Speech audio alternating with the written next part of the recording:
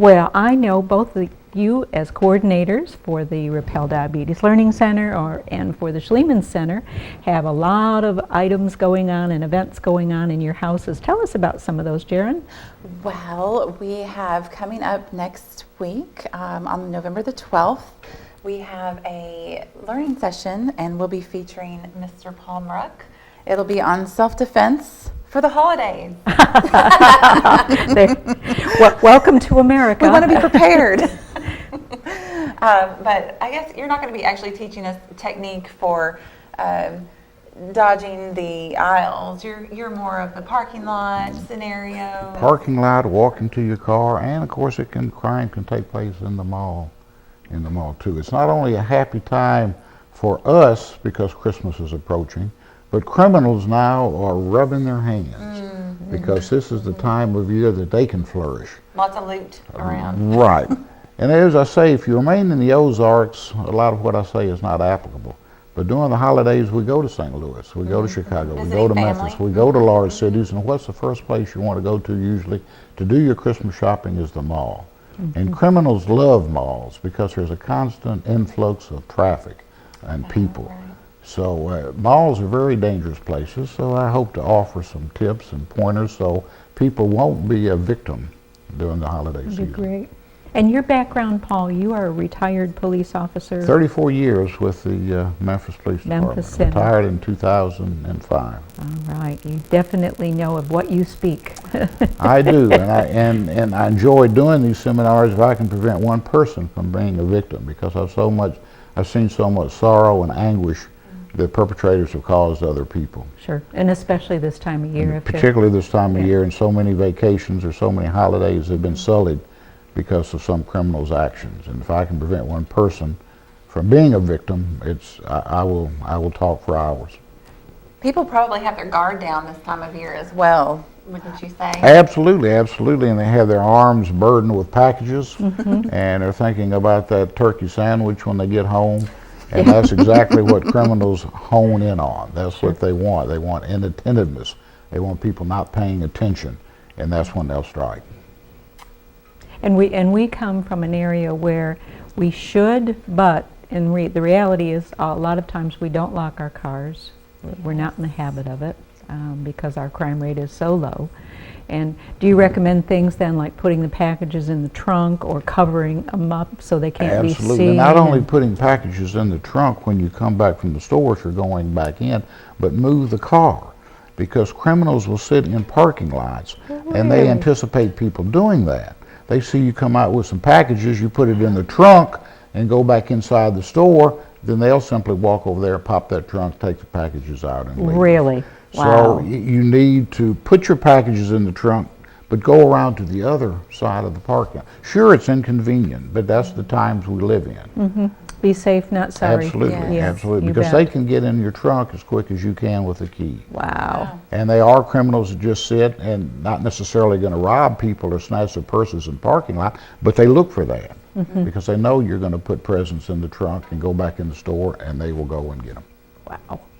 Well, that's something I'd never thought of. Exactly, I always things you figured, don't well, if think I put them about. in the trunk, it'll all be okay. But move the car. What a Move great the car, that's right, and have nothing inside the car of any value. You can have a cell phone laying on the seat, and they'll break your window just to get that cell phone. Yeah. So, Yeah. yeah.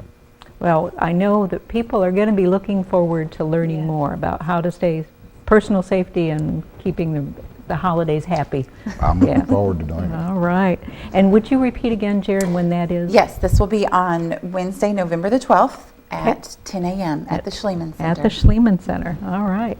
What else is going on? Well, we also have a program on November the 20th. It's an afternoon program. It'll be another learning session featuring Martha Grant, the CPA, and Braden Pitts from Homestead Senior Care.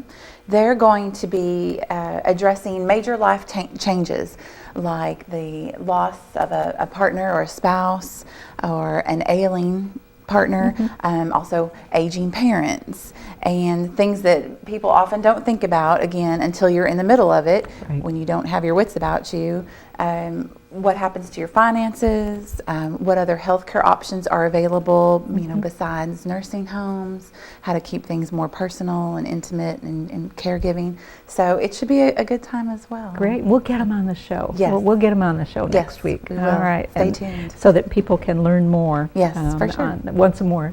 Lot more information and great tips. So, Jody, I don't want to leave you sitting alone over here. just listen and learn. What's It's going on great. over at the Rappel Diabetes Learning Center? Well, and just being able to sit in and listen to some of the other houses and what we have to offer is awesome, because I brag on our facility and our hospital so often, but being in the middle of it and listening and learning right along with everybody else is great. So Paul, we thank you for that, and thank you for your support always.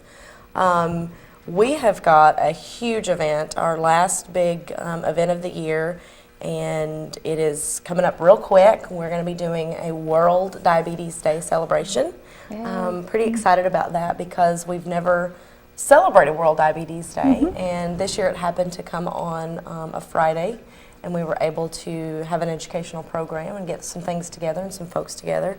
So on the 14th of November, which is World Diabetes Day, we're going to be having breakfast, education, vendors, giveaways, prizes, information, you name it. Wow. I've invited just about everybody I can think of, I think, to come out and share what they have to offer to our diabetes patients, and that obviously is going to apply to their overall health as well. So Sure. Right, really excited about it, and like I said, I oftentimes diabetes is such a hardship, and there's such a sort of a negative swirl around the news of, and then the management and the skills that it takes to keep up with a person's diabetes, that we don't celebrate. We don't celebrate what they do for themselves and how they take care of themselves. And they do it so well through your training. Well, and that's what we hope to provide, obviously with our classes and our education.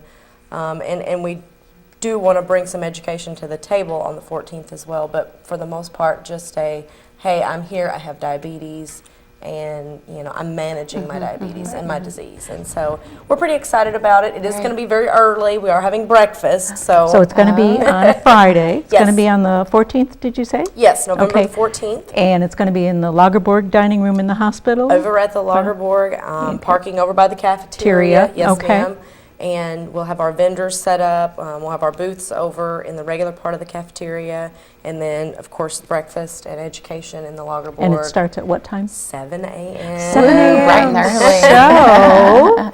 So folks So can stop early. in before they Yes. go to school. And our Bring the children kids. and our kids and our families, Great idea. with school-age children can come in.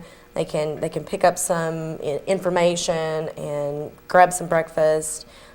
We've got some great things for the kids, for their classmates when they go to school to celebrate, and so we're really excited.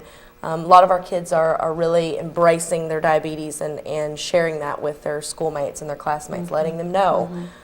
These are the symptoms that you need to look for. If I'm having any of these symptoms, please tell an adult or tell a teacher. And so our kids are getting more involved with the education as They're well, which I think amazing. is really Yeah. great. Yeah, Yeah. they're amazing kids. And anything we can do to support them. And then I think it just offsets my adult patients, because they get so much motivation from seeing the these kids. kids and some of them that have been dealing with this disease. I know when I look at them, it certainly kind of gives me a new perspective on what we do every day, and how we're able to just even Beneficial just it help a is. little. Yeah. You bet. Yeah. Watching these kids with their insulin pumps, they get out there and they're living life just like every other child. It just happens to be that they have diabetes, but through the training they've gone through at Rappel Diabetes Learning Center, it's amazing. It's one of my Football favorite things. players, and let's go zip lining. It doesn't matter. They're ready to get out there and just enjoy life. Oh, sure. As well and they should. dancing. We have a couple of girls that like to dance and are involved with pageants and just all kinds of different things that we don't want, and for our adults as well, diabetes shouldn't be a limitation to them. If you know and you have what you need, resources, education, glucometers for home use, and medications, you've got what you need there, and that's what we need to be providing these folks. Chronic disease management's no fun, and so Yeah. this is an opportunity to celebrate their successes What a and what great they idea. do. So Yeah. I'm really, as you can hear, I'm Yeah. really excited about it. No, Jody's not interested. And I never get excited about diabetes, ever.